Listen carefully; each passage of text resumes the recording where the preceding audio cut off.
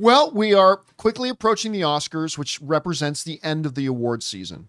And we've already had a number of the more significant awards happen. We've got a couple left, but one of the big ones remaining. Probably the most relevant one, other than the Oscars, remaining was the BAFTAs. And the BAFTAs happened this weekend. And there was not a lot of surprises. No. Except one major surprise. But as we go down through the results, One Battle After Another was the big winner. It ended up winning 6 awards. I think Sinners ended up winning 3. Let's go through it here. So best film, the nominees were Hamnet, Marty Supreme, One Battle After Another, Sentimental Value, and Sinners. And the winner was One Battle After Another, which has kind of been the ongoing theme for a lot of the award season. So it took home Best Picture. Best Leading Actress, The Automatic Lock, Jessie Buckley, won for Hamnet. Rose Byrne, Kate Hudson, Chase Infinity, Emma Stone, Renisiv for Sentimental Value. But Jessie, this is her award. She's going to win the Oscar. So no surprise that she won the BAFTA. This is the shock. Best Actor did not get won by Jesse Plemons or Michael B. Jordan or Ethan Hawke or Leonardo DiCaprio or the guy who's probably going to win the Oscar, Timothée Chalamet. It was won by a guy who's not even nominated at the Oscars. Timothy was like, why did I fly to London? Yeah, why did I fly all the way over here? Robert Aramayo from the movie I Swear, a movie that his performance, I didn't see the movie, but everything I've read was his performance was absolutely ridiculous. He plays the guy with, it's a story about a guy with Tourette's, which is ironic considering one of the things that happened at the BAFTAs, which we won't go into here. But a guy who's not even nominated at the Oscars, he ended up taking Best Lead Actor. Big shock of the evening. Again, I still think Timothée Chalamet is going to win the Oscar, but good for this kid. And again, major surprise. Best Supporting Actor, I love it. Sean Penn. He's, again, I've said on the show, that's who I would vote for Best Supporting Actor. Oh, yeah, we've gone in for Sean Penn for sure. Oh, yeah. Taking nothing away from Benicio del Toro in One Battle After Another, Stellan Skarsgård from Sentimental Value, the guy who will probably win the Oscar, Jacob Elordi for Frankenstein. But I'll tell you what, man, I have been on the Sean Penn train for this. I think it's his best performance. I mean, you're talking about, when you look at his body of work in the Oscars he's already won, I think this is his best performance. I loved him in this. Supporting Actress, I think should have gone to, I've never pronounced her name right, but Inga from Sentimental Value. That's who I think should win it.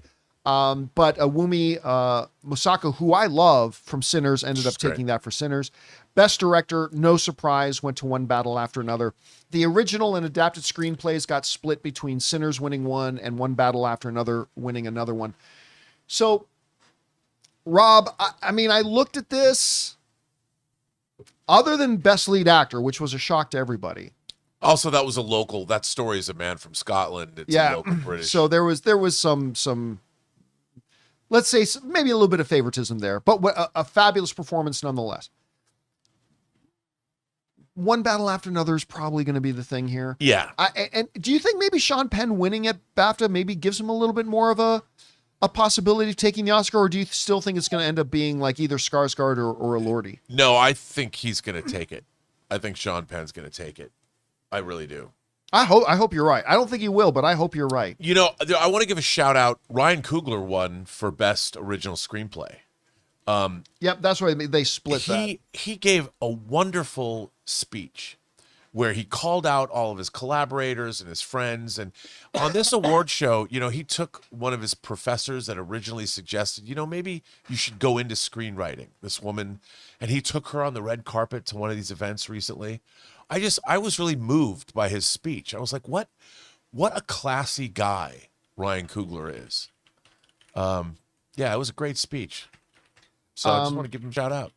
Go, Ryan Coogler. I've been a fan. The other night, this was kind of a neat moment because I kind of just stood there for a second.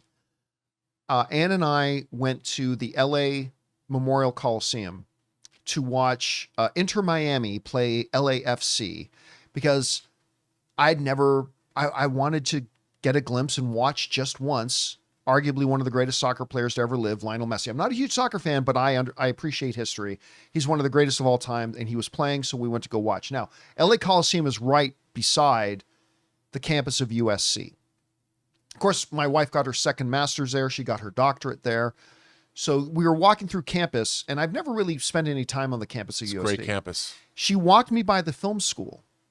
Oh, yeah, dude. And she's like, this is the step where for about 10 or 15 minutes before they would go into class, Ryan Coogler and Ludwig Göransson would hang out. She goes, right here at this spot. This is where they'd be, and these are the doors that they would go through to go to their classes together. Not to mention all the other filmmaking legends, but I thought that was awesome. The old film school became the music school.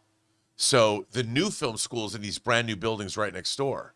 But yes. Which are gorgeous and highly funded and all that kind of stuff. I was in there to see. But she took me to the building where they used to go in. And I'm like, oh my God. It's got the big courtyard. That's, yeah. Yeah, so I learned to a lot of people still forget that those two were roommates in college, which is hilarious and great. Anyway, guys, question is for you. What do you think about this? The BAFTA Awards have just happened, and not a lot of surprises, one battle after another, one Best Picture. I think that it's not a lock, but I'd say it's a foregone conclusion it's going to win the Oscar for Best Picture. Big surprise in the Best Lead Actor thing. We got the screenplay thing split right along where we thought it would go. But anyway, do you guys think that's any indicator for what's happening in the Oscars? Where's your prediction list right now for the Oscars? Whatever you guys think, jump down to the comment section below and let us know your thoughts. Hey guys, thanks so much for watching this video. Make sure you like the video, leave a comment, and subscribe to our channel. And don't forget, we have a daily podcast called the John Campea Show podcast, available on Apple Podcasts, Spotify, or your favorite podcasting app of choice. Go and subscribe to it today so it'll be there when you need it.